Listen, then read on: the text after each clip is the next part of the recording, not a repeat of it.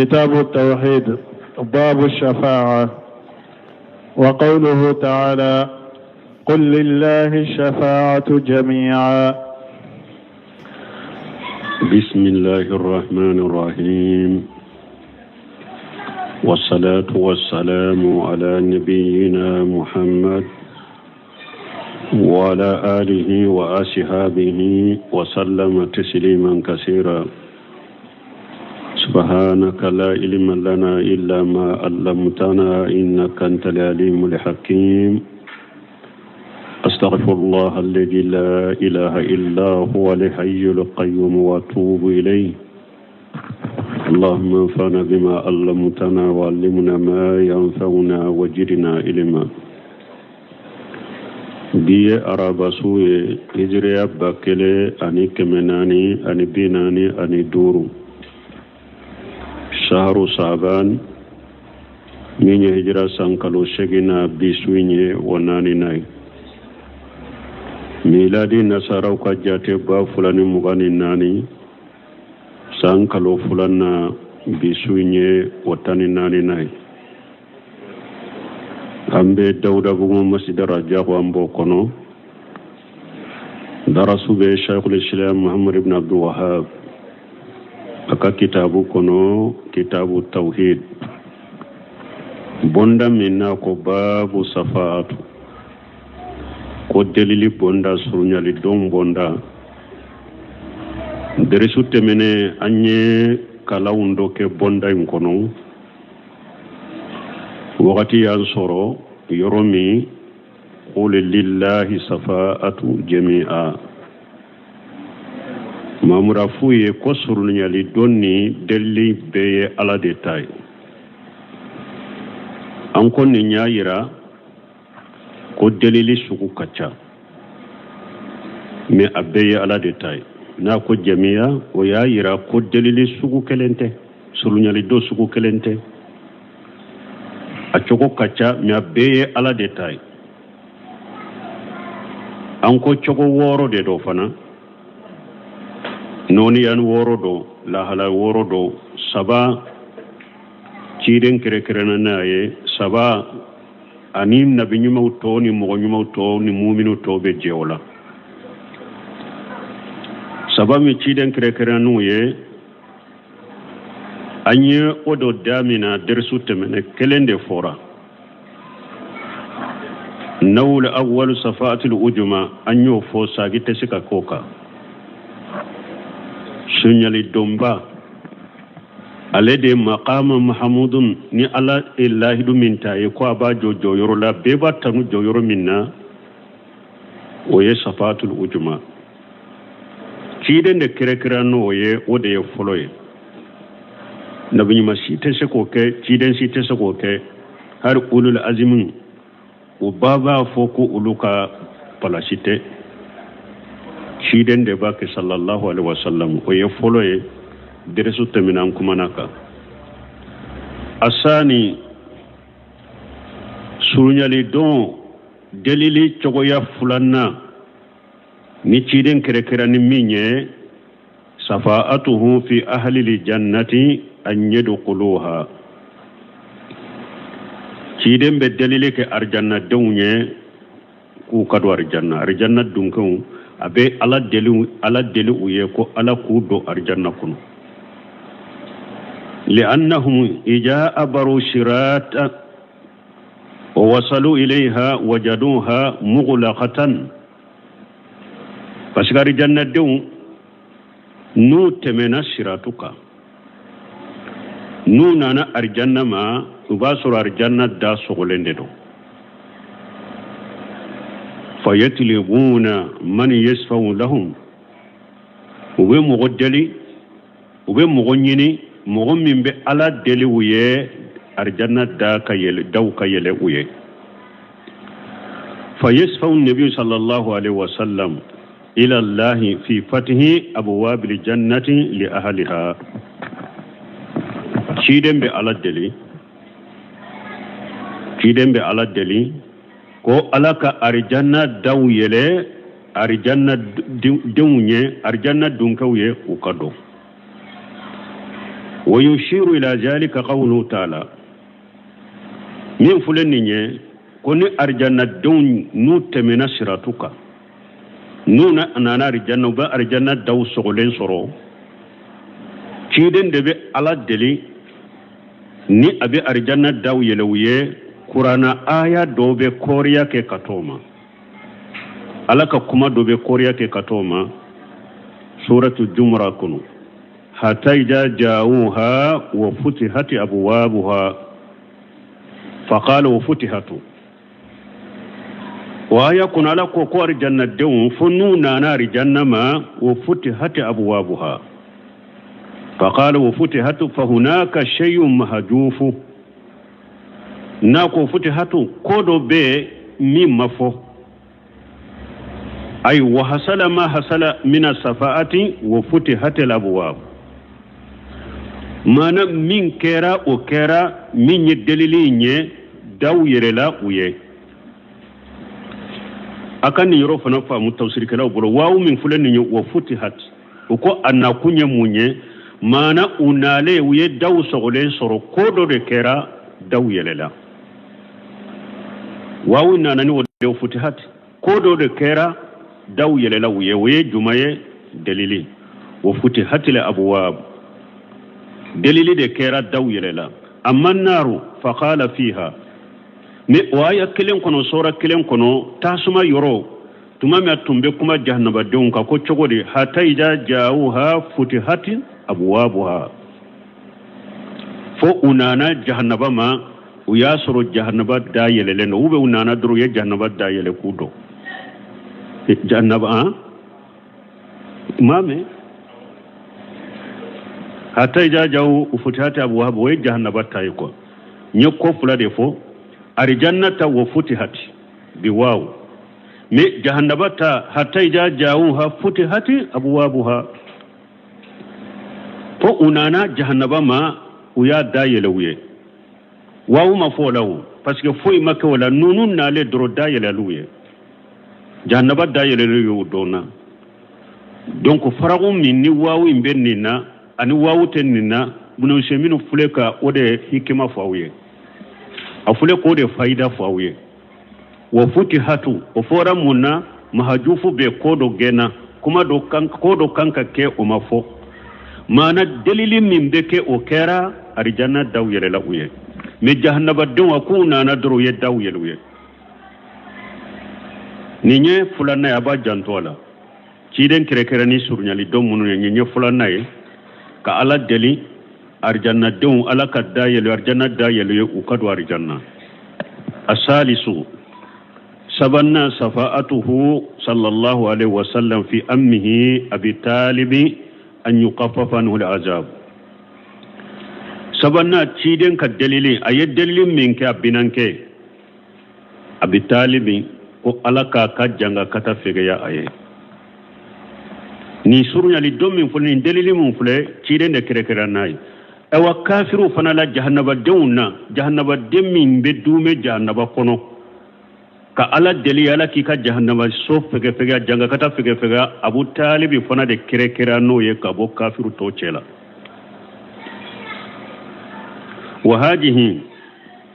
mustannatu min qawlihi ta'ala fama tanfahum safa'atu safina nusminu ko dalili min fuleka ke Abu Talib ye aka janga kata ka fege ya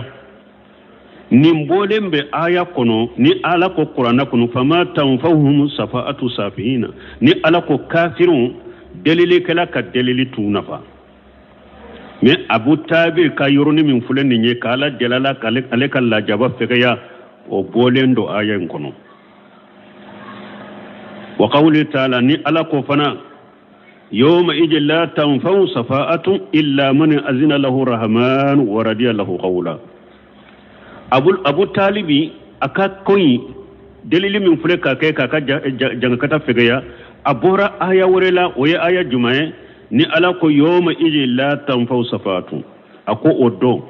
surunyali donni dalili tun nafa illa man azina lahu rahman wa radiya lahu qawla foni ala jenanai ko mo min ka dalili ke ani be dalili ke minye atigi ka kuma wuye alaja mais est ce que Abu Talib ye kuma fu min dala dia mais ala ku yumul khamadon ako delili te se kam mo si nafa fonni ala jenana ye delili ka ke minye ani ni ka kuma ni ala jenanu ye ala ni sonjare ka kuma koro wadhalika me Abu Talib ta bora ni fanala ala jenni ma jenni Abu Talib ka kuma kaunye me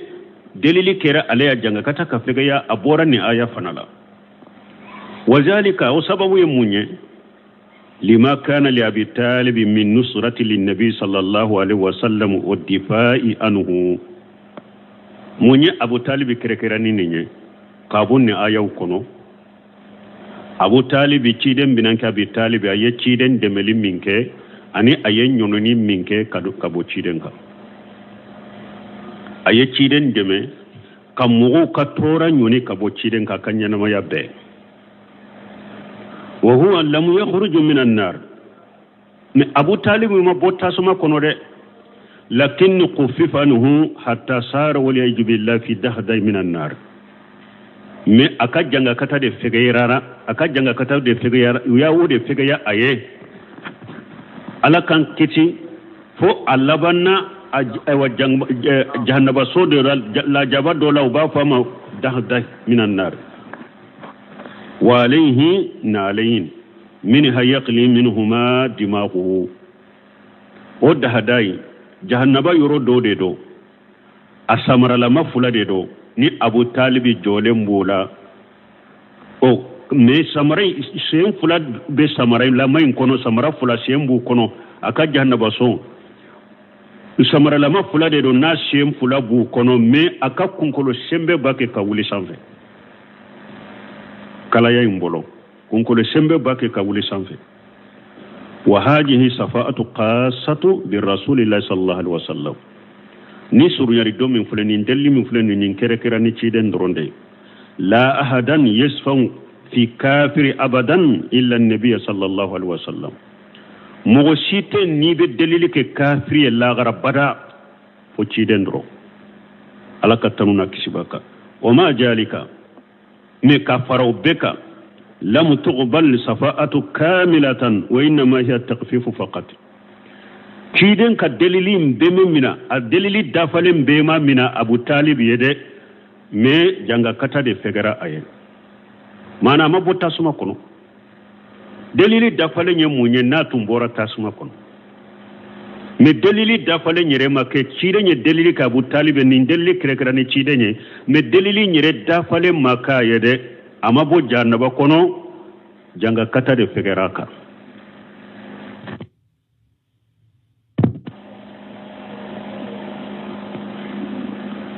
ninye sabanay surunyari domi dalili mi ni chide na kerekera nay ninye sabanay asalisu ote ninye sabanay safatul ujuma dalili bay ani nabe ala deli arjanna donye ni ala be arjanna dayel arjanna donye nube do arjanna kono ani dalili min kerekera chide nye naba ke abinanke Abu Talibiye القسم الثاني صفاءة الأمة له صلى الله عليه وسلم ولجميع المؤمنين وهي أنواع parce que an tun ye delilin tila kata tila yoroma fula de folo aba janto parce que nunu ye qaida o dode ni ye nunu famu doro ku durushi aqida bondala abe ko chaman de noya ima parce que nin duru silembo konna ko delili e qualité woro de ciden kerekrani saba ciden ni mogo to benala donc yoro wore niya me mogo wore la na ba fe ka safa do da daga ube ka delili la daga e be delili qualité munun daga rebo do kaba famu be no yay bolo atigi be min fa salen ube salen ta famu be no yay bolo donc an ko delili tilalendo kata tila yorma fula sababe ciden kerekerano ye sababe donc ciden ni nabi nyuma toni mo nyuma toni mu'minu to jembala mais abeye joliye woro donc si sanye ciden ka sabayin fo a kerekerani sababe ni delili was togo ya fulanna delili mi ni oye gorobali de ciden mo to be jennembola وفنا ينوني يودي النوع الأول وكان نوني فلو يجمعي صفاءة في من استحق النار ألا يدخلها كدليل كمغوية مغمونو ونيتا سما دوني كاكا يكا الله دلو يالا كانو دو تاسما كنو توحيدي كبايرا جنوبو تيجو وني جنوبو سيرا ألما جنوبو منو نيتا سما دوني كاكا وكان كدو تاسما كنو ميكا الله دلو يه وكانا دو تاسما كنو شيدن بن دليل كي نبنيمو توبا كي مؤمنو بينين كي وهذه قد يستدل لها بقول رسول الله صلى الله عليه وسلم من دليل من فلن نيه أمبكا تشيدن كما كدليل من دليل لا ما من مسلم يموت فيقوم على جنازته 40 رجلا لا يشركون بالله شيئا إلا صفاهم الله فيه ni harisa be sika ken nin dalilai cidon ko silama site ni be sa ni mogo bi nani nu be jo isu kunna kasallika o mogo bi nani ute foyi fara alaka fo ube ala dalili minkiye ala buka dalili mina ila silama ni sara ni mogo bi nani sallirika o mogo bi nani ute foyi fara alaka nulu salliraka ka ala deli kiye ala buka delilu mina ila donc ni nya ira mu'minun ka delili be mina uba ka delilu mina ni nya delila ni delilila fa inna hadhihi safa'atun qabla an yadkhula an-nara fayusaffi'uhum Allah fi jalika ni delili min fulen ni nya nimbeke mogode munun kanka do tasuma kono me umado folore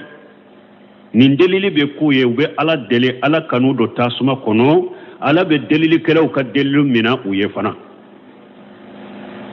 ala tu do tasuma kono ni nye delili kalite fulana ni dewa delili min ni cide ni mu'minu to je mbala ni nyo o fana foloy munu ni tasuma doni kaka ka ala deli ala kanu do tasuma kono annahu sani delili kalite ewa fulanna o fana fulanna ye jumaye delili min ni cide ni mu'minu to jembala safa'atu fi man daghala an-nara an yakhruja minha ka delili ke mo munun donna tasuma kono tawhidi tigi kabara junbu tigi munun donna tasuma kono ka delili ku ye ala ku labo tasuma kono wa gari tawatarat biha al-ahadith hadisun nana kabbeninka وأجمعت عليها الصحابة صحابة بننك وأن تفق عليها أهل الملة ما أدى طائفتين دينتك ببنن دليلك فجمع كل فلو بنفو ولود ما سون دليل ما أنا كوك كبير جنبوتك توحيد تك كبير جنبوتك ni alama ya fama na yado jahannaba kono ciden be delilike mu'minu be delilike mo'minu be delilike nabiyyu to be delilike ko alaka kawaira junbu tingu bo jahannaba kono ku bila katari janna nin delili min fulen ninye hadisan nana laka biya ka hadisa chama shebo be farla nyogon ka jeni nin delili nye manton dembe dina tigin au bebe nemba ka fo nin delili ko abeke fo jama kulufla ulude mason nin delili ma wa huma al mu'tazilatun wal qawarij mu'tazila ni qawarij ulude mason nimma mu'tazila munum be alaka mankutuge mu'tazila ka tasira ye munye kabaira jurbutigi uko jiya kono mu'tazila ko jiya kono kabaira junubutigi mana ni mo minye junubu bake junubu min tilabo selamiya kono de mana ye galon tige sinya kele ube ye mo korofo ube ye dolomi mana ni ye kabaira junubu ke ko manjilatu baina manjilateni iko ika jiya kiri ko ibe joyoro fulani nyogonje ko anti konte mu'minu la anti konte kafiru la ibe kafira ni mu'mini yace mu'tazila ka haklina fulu ka aqida fulu kabaira junubo tigila jiya kono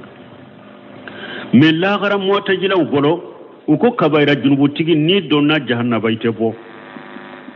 ibe dume jahannaba de kono itebo donc deliliti bo kabaira junubu tigi donna jahannaba kono be dume de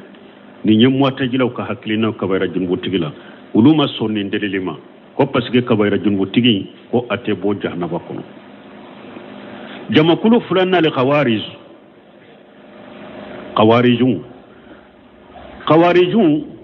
kabaira junubu tigi o kiri khawarijun bolo jiya ani mu'tazila ka kiri te kelenya khawariju ko jiya kono kabaira junubu tigi iye kafiri de ite islamay mo mi nye galon tigi khawariju bolo ye kafiri de mo mi nye dolo mi khawariju bolo ye kafiri de mo mi niye mo ko farisi ya kele khawariju yi bolo ye kafiri de i fagali dagara joli bone dagara ite islamay khawariju kabaira junubu tigi ka kiri fule ulu bolo jiya kono ini mu'tazila ma ke kiri kelenye kabaira junubu tigi la jiya kono me laghara khawariju ni mu'tazila bebe aqida kelenna kabaira junubu tigi ka laghara jahannaba kono khawariju ko ni kabaira junubu tigi donna jahannaba kono titi koite bo laghara kiru la kabaira junubu tigi mu'tazila ani khawariju bebe kiri kelenna wala khawariju koite bo jahannaba kono odo doye ngole ko ale ba fe ka fen doni do khawariju la wala mbe doni fo ola daru khawariju ka aqida e munye khawariju ye ko sabare faraju wonga me ko sabay fulay mbe juba junye keleinde khawariju ko kabaira junubu tigi ko ye kafiri de bo uye kabaira junubu tigi kafiri ye ode yato al-khuruju ala al-a'immati onana bo ubolo silama jamana munu fule jiya kono sisa masake munu bu nyema yala ba kake kabaira junubu ke kafiru de dagara ka fa ka boy munye kawarju ke nute to masake ko fe ube bo ko fe bu kele ni hakilina de do parce que ubolo kafiru de do kawarju kabara fulana fule uka gida folo uko kabaira junubu tugi kafiri ukabara fulana uteto masake fo khurujun antatu ulatu umur khawariju be bom masake kan nyamar kan batoli de uteto masake ko ubolo masake be kafiri je masake munu bessa khawariju kabara sabanna nimbu ka gida kono qatilul muslimin khawariju be fenwo fen faga jiya kono silama de do shireno le fo ayu kam man kutu fo ko yaqtuluna ahla al-iman ويداوون أهل الأوثان ويتركون أهل الأوثان كيدن كو خوارجو كتابولو لوبي مؤمنو دي فقا وبي سلامو دي فقا وبي بوري بطولا وطوي دونك خوارجو نينكل نكو سبا دي خوارجو كباري كبايرا جنوب تيجي بي كافري أدغرا بولي كاكي فامو كو كله سلامو فقا لون كان فلانيمو فقا كو جوليبو كو كان نفلوتا وبو دغا ويريه donc nous ko khawarijun ni sabade do ka bare ni sabade donc mugo ni sabade do la kele ni ya ke dro khawariju ka bara bi bolo mana ni mugo mi abi bolo khawariju fule haklina minka ko kabaira junubu tigi kafiri de do o haklina o do duskuna sirbe fanala khawariju de ye ni mugo mi khawariju min bu bolo ko adagaranka masake munu fule ni nyanka bo uko anku kelede ni o hakilina de fana be e bolo ibake ka bo uko ku kele kawariju hakilina bila kawariju bara de do ni mugo min ye silamu ka joli boni daga ka silamu fagali la daga kawariju hakilina do kawariju de ye odi ato ko kawariju ya bekeni ke wale kawariju ya bekeni kuma kanye kawariju ya bekeni biskuna sire kawariju bara lama ye munye munun be ba muruta ka keleta ka masake segere ka bo ako ka segere ka soro ka kele ka soro saratu madafa kawariju de ninye kawariju ke ni ke wale ka barake kawariju kuma lama ye munye munun be sigi uka shejuka ubejo uka mimbaruka ka boli fama ko ka marashi uke fama kontrola ka bo fama kontrola ka fama kele fama fasigun fama jengenew ku kele ku kontrolu ni mogo bo o ladaga mimbaruka ube aba ladaga ka dersuka khawariju kuma la maladiro khawariju kuma kela dedo uba fulu de ma khawarijul qadiyya ko khawariju sigilew khawariju sigile ke wale fula de be yale bolo afolo de ka mogo la su ka bo fama kontrola ube mogo munum be marashiu ke ku ka barai sabati ka marashin kele la daga wuye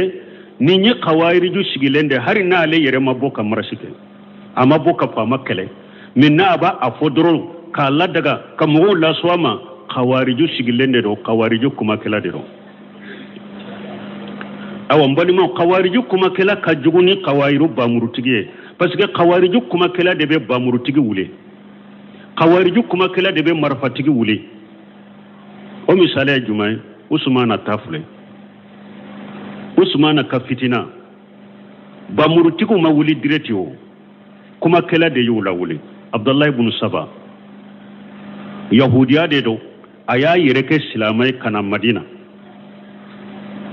ni anana jamadal yorodi minna aw sigilendo abe gerena abe barola abe ta sigi aw cela katoka usmana korofo aba toko cinya ka kallebu fo ka korofo min ayasoro madina munum be abe seyba abe mu'mini dafale uluto ko sugufe ni sigira ka faruka yennin ko sugu fo doro uba ku idade uba bebe wule kito ama mugo soro madina minke atara misra atale misra na gere minna abe usmana korofo aba lebu fo ayenninka manka ninke fo aye jamaw do soro ulu sonna ka hakkilinama anu jama kulu de wulila kana usmana ka dumina aba ka du kono uye usmana ka dumina aba ka du kono usmana faga bagaw seba kelente usmana faga bagaw la ataru nyini misra anu nana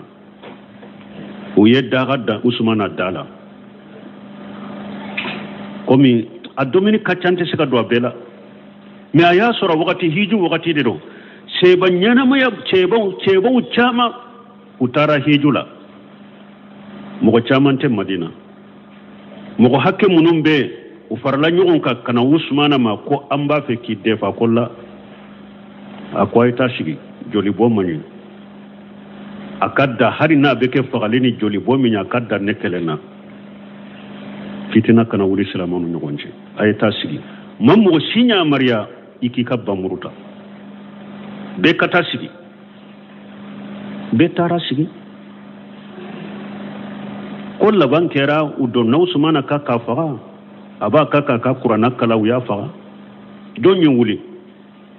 donyo fagali kala wuli qawarijul qadiya qawariju kuma kala wadato sheikh ibn baji ko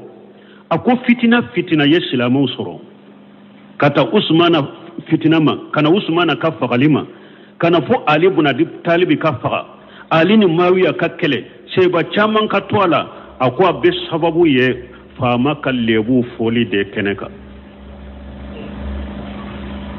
katoka fama kallebu fo keneka ku bange keneka ako fitina depuis usmana tilefo sisa silamu be fitina ba akwa be juba jigede fama lebu fo de mimbaruka ni keneka silamu bo de fitina kono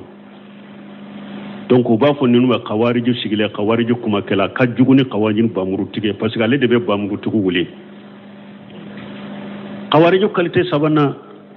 qawariju qaida qualité fulana e juma qawaid al aqdiyya mana qawaid al qadiyya qualité fulana e munye mana nabi eddu sukun kono ima kuma de ima bode mais abe eddu sukun kono mogo munum ba ke ka kafafa kele mogo munum be ake ka boka marashi ke mogo munum ba ke ka bo fama controla ube cinya de ka ema kuma fode men nin koni de bi dusukun kono قوارج القادية دي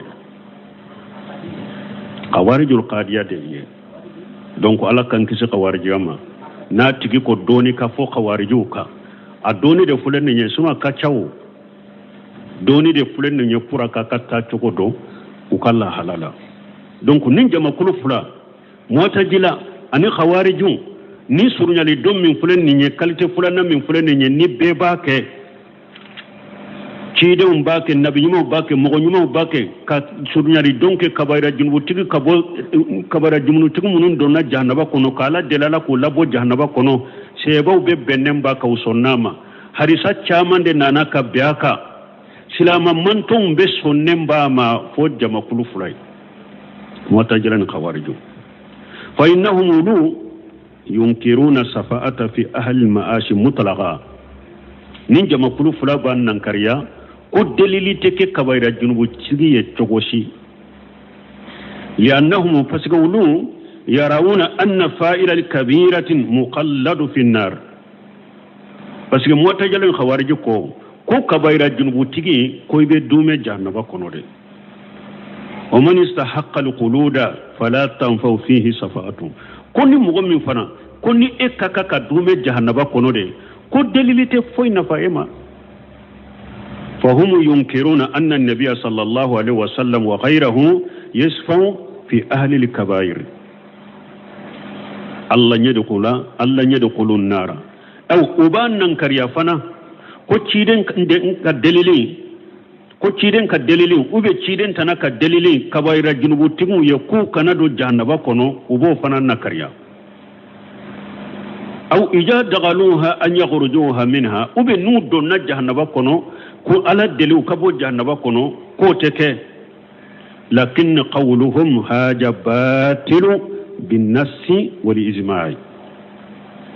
mais bunu semin ko rahimahullah akum wata jilawne khawariju ka kuma min fulani kunnin kuma ye kuma cinyalende ni kolo jawnye ani bil ijma'i ni doni ke ni e wajjama kulu sabay be benna minka shebaw atabi ulu be bennem ba kade ko kabayra junbu tigi delili be kunye kala ala be delu ya la kanu do jahannaba kono kabayra junbu tigi nu don na jahannaba kono ala be delu ye ala ku labo jahannaba kono o sabatilendo bin nasi o sabatilendo bil ijma'i donc kawari mu'tazila kuma nyengalonde kuma cinyalendo galondo bin nas wal ijma'i nin nasuye ani ijma'uye donc a famura mu'tazila ni khawarij sonnente e wad surli domina delili minna kabayra junubu tigi kala deluye ukana do tasuma kuno masoma ko parce que koni mugo min koni nani tasuma doni de kaka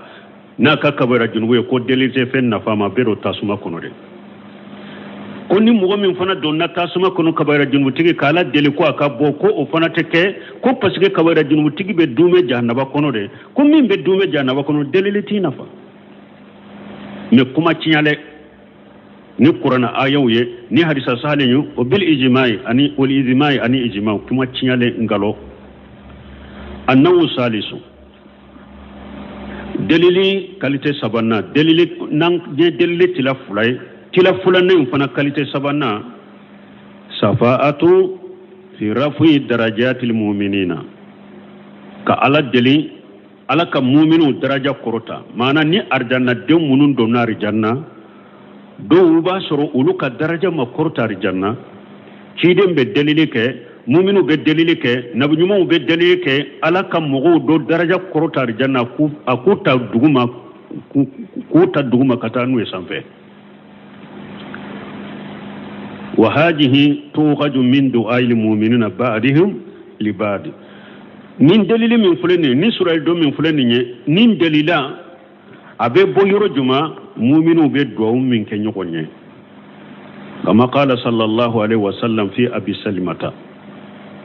komi ciden nyafo abu salimata e chokomi ako allahumma aghfir li abi salimata akon tigi ala ika abi salimata ka junubu ya faye warfai darajatahum fil mahdiyina ika aka daraja korta kanda mugula wafsah lahu fi qabrihi ika yurwali ke ika ka kaburu yurwaye wa nawwir lahu fihi ika ka kaburu noro aye wa aqlifuhu fi aqbihi ika kama nona bilaye aka dembayala akofe sahidu yemunye wa arifa darajatahu fil mahdiyina ciden yi ala dele abu salimata nin do fora abu salimata wakati juma tumame abu salimata fatura utara fo ciden yi kwa kana abu salimata laje abe bana la bana gelera ciden nana doro ja abu salimata nimbora na nya wakalen tora ciden ya anyaw fara nyogon ka kanya datuku to de ciden yi nin do fo wada to don kuma do ba